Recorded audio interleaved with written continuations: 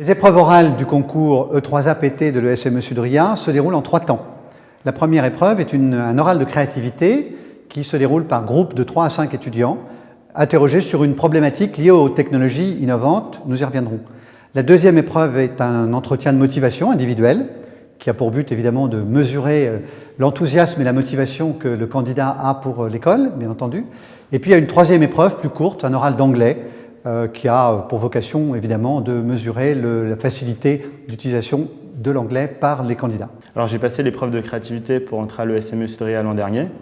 Donc c'est une épreuve qui peut paraître déstabilisante à cause de son nom, mais en fait c'est simplement un moyen de nous faire travailler en groupe sur un sujet donné qu'on ne connaît pas à l'avance, avec des camarades qu'on ne connaît pas non plus. L'oral de créativité a pour but de mesurer non pas les connaissances des candidats, les connaissances on suppose qu'ils les ont, d'une part, d'autre part ils les ont déjà mesurées par les épreuves écrites. Ce qu'on fait dans cet oral de créativité, c'est qu'on mesure leurs compétences plutôt. Ce sont des compétences qui visent à synthétiser et à analyser des informations sur un sujet technologique, bien entendu, puisque toutes les épreuves reposent sur des technologies innovantes, une problématique liée à des technologies innovantes qui sont celles développées à l'école.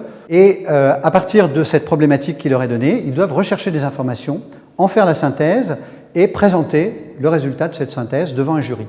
Donc ce sont encore une fois des compétences qui sont mesurées, compétences de synthèse, d'analyse et surtout compétences d'innovation et de travail en groupe, puisque encore une fois, l'épreuve se déroule par groupe de 3 à 5 candidats. Ce n'est pas une épreuve difficile, mais c'est simplement un moyen de voir comment on réfléchit et de comment on se démarque des autres. Si je devais donner un conseil aux candidats, ça serait de suivre l'actualité, de se renseigner sur les nouvelles technologies, surtout de ne pas stresser, c'est hyper important, d'être naturel et de se renseigner sur le site de l'ESME Sud-Ria, sur le Facebook et bien entendu d'avoir lu la brochure avant de venir.